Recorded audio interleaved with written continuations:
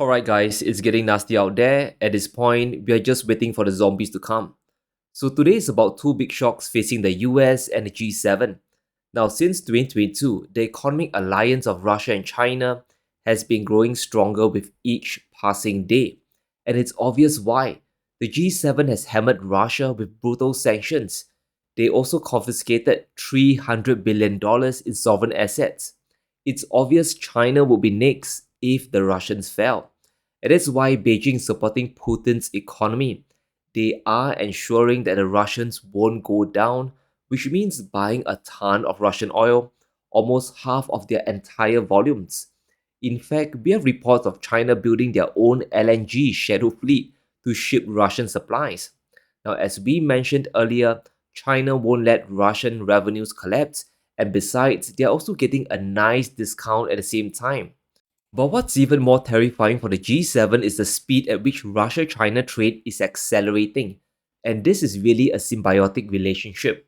Both countries need each other to survive during Trump's trade war. China needs a lot of commodities and raw materials which Russia has in abundance. Russia needs Chinese manufactured goods, especially after the US sanctions regime. Is this coming together that sanction proves both of their economies? And since the war started, China and Russia trade has been flying up. In fact, China buys more stuff from Moscow than the other way around. Chinese industries are consuming a lot of oil, gas, and other commodities. But here's the important part. Nearly 100% of total trade is de-dollarized. And this means all trade is done in either the Russian ruble or more likely the Chinese RMB. Trade is happening and growing without the reserve currency. There are so many ways to bypass the dollar today that Russia isn't concerned about sanctions. And Putin just emphasized that the world has multiple payment rails. Not only is there the SIPS platform in China, the rise of digital currencies will also allow countries to de-dollarize their trade even further. There's no stopping this trend at all. А использование других электронных средств расчета кто может запретить? Никто, потому что это новые технологии.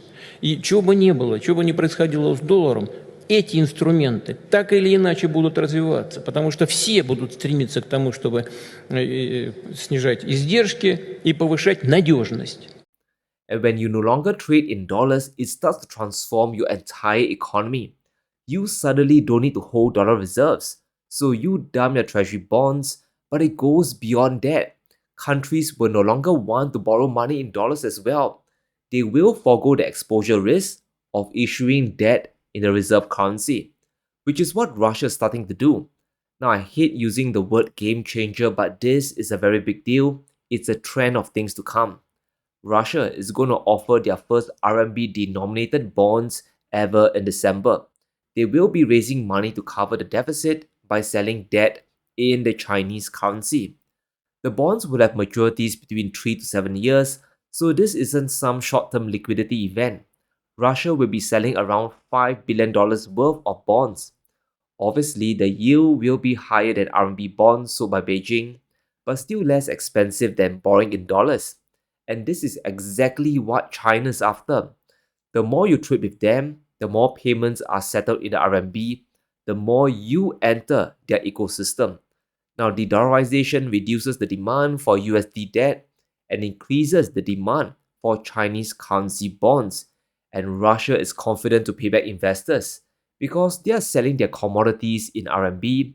As China's economy grows, Putin knows revenue and energy prices will rebound even higher. Russia is also looking to save costs, which can really add up over time. Chinese bond yields are still below 2% on the 10-year. So if Russia borrows RMB, they'll probably borrow at 2.5 to maybe 3% from the open market. There will still be a slight premium because it's Russia after all. But US Treasury yields are at 4%. And since Russia is still under dollar sanctions, trying to raise dollars will be very expensive. Investors will be quite skeptical, so yields on Russian dollar bonds might hit 7 or even 8%. Another benefit is the stability of the Chinese RMB. President Xi is committing to a strong and stable currency. China wants to attract capital flow into the country. So they don't want to let their currency suddenly collapse. And this is a benefit to Russia and any RMB bond issuers. Their proceeds won't suddenly crash in value. They can take their time to spend and to allocate resources with a peace of mind, with a plan in mind. Russia is also looking to borrow money from Asian investors instead of the West. The ruble is not as liquid as the Chinese currency, so issuing RMB denominated debt makes sense here. Now, according to recent IMF data, the future of growth lies with the BRICS. The G7's average in 2026 will only be 1.2% growth. For the BRICS, growth next year will be at least 3.7%, three times greater. And this means bigger trade surplus for Asia, more investors and greater capital can be invested. And which country is the biggest in the entire bloc? It's China. Russia issuing RMB bonds is a natural byproduct of increased trade and all the G7 sanctions thrown at their economy. In other words, the West just screwed themselves, and Trump isn't making things any easier with his trade war. Now, trade between China and BRICS is growing fast. Even before the trade war, the amount has been growing extremely quickly in 2024, and the figures here are very important. In 2024, the first 3 quarters alone, BRICS internal trade reached an incredible $1 trillion. Trade with China increased by over 5% as well. With China being in the center of this buying and selling, guess which currency is going to circulate around the bloc?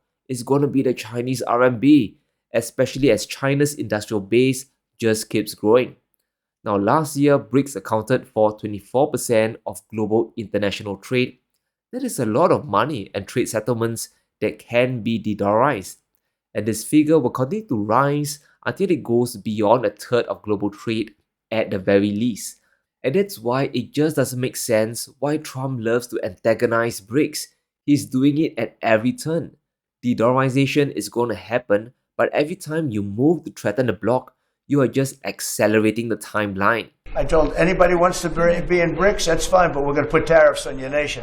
Everybody dropped out. They're all dropping out of BRICS. BRICS was an attack on the dollar. And I said, you want to play that game, I'm going to put tariffs on all of your product coming into the US. They said, like I said, we're dropping out of BRICS. Now, the last time I checked, I believe BRICS expanded and not contracted. They have new members including the UAE, Iran, and Indonesia. So no one is dropping out the bloc, Mr. President. Countries, they see the potential, and the tariff war is only making them band closer together. The last 7 months have been extremely counterproductive for the US. As BRICS continues to grow, as they trade more with China, it makes things worse for the dollar. Conversely, it strengthens China's economy and their capital markets. And this is going to flip the script in global bond issuance. Yes, euro-dollar debt still dominates emerging markets, but that is not going to last forever. China's current account surplus has hit a new record in Q3, almost $200 billion. Chinese goods trade surplus reached $270 billion in Q3 as well. This means China is getting more money from their exports, investment income, and other payments than what they pay out. In other words, money is flowing inwards into the Chinese economy. This also drives up the demand for the Chinese currency. You need RMB to buy Chinese goods. We can expect more countries to start borrowing money in the RMB or yuan. And this feeds into the virtuous cycle of more RMB demand, leading to an increase in Chinese exports. The exact opposite of what's happening in Trump's economy today. As if things can't get any worse, the trade deal between the US and China is beginning to sour. And yes, we have to talk about soybeans once again. Now, according to Scott Besson, who is also a self-proclaimed farmer, China would resume purchase of US soy exports. And boy, was it part of it. On paper, it does look like a victory considering China was buying nothing to begin with in 2025. China would be buying 12 million tons of soybeans by the end of the farming year, which is sometime in May or June, and 25 million tons annually for the next 3 years. Now, that's still lower than the numbers in 2024, but it's still a big amount, especially when American farmers are suffering and they need the money. They needed the income yesterday. But we have reports that China's import of US soybeans might have already stalled. There's a pause or halt because the Chinese simply have too much reserves on hand. China's soybean stocks today are at historical highs at nearly 8 million tons. Volumes from Brazil are coming in, and these are imports that are cheaper and from a BRICS partner. Furthermore, China is not paying in dollars, and they need to maintain a foothold in South America. Especially after what the US pulled with Argentina, China cannot afford to abandon Brazilian imports for Trump. Industry experts, they all concur one thing, that the 12 million tons of soybeans isn't a firm commitment. The Chinese don't really see it as a firm trade deal. To Beijing, it's more of a diplomatic gesture than anything else. There were orders over the last few weeks, but Chinese imports of US cargoes, they have stopped. So Basin's trade deal could already be collapsing in less than a month. Now, US farmers themselves already saw this disaster coming a mile away. It's tragic, but the crisis was inevitable. Trump's tariff war just hammered down the final nail in the coffin. From fertilizer to machinery, everything I as a farmer need to stay afloat will now be more expensive. At the same time, we can expect the same retaliation we saw during the last trade war, foreign tariffs aimed squarely at the United States' soft underbelly, which is farmers and ranchers. Now, we've seen this movie before, and we know how it ends. I know how it ends. American farmers lose markets that they spent decades building. Global buyers turn to South America or elsewhere, and those lost markets don't come back overnight, if they come back at all. The damage is real, and it's lasting. There's still a pervasive sense of panic across US farms. China's trade deal isn't enough to keep things afloat. In fact, recent events have made farmers really angry in the US. A lot of them are angry about the $40 billion bailout to Argentina, while at the same time, they are still waiting on their own federal bailout to save their farms. But it's still not here yet. Now, Trump is promising over $10 billion in farming subsidies, and he better deliver fast. The breadbasket of the US economy can't withstand much more pain. Government payments to US farms contributes a huge amount to their income. On average, it's 13%. But look at how high it can go during crisis periods. It can reach well over 40%. This time is definitely going to be more than 13%, considering a whole host of factors.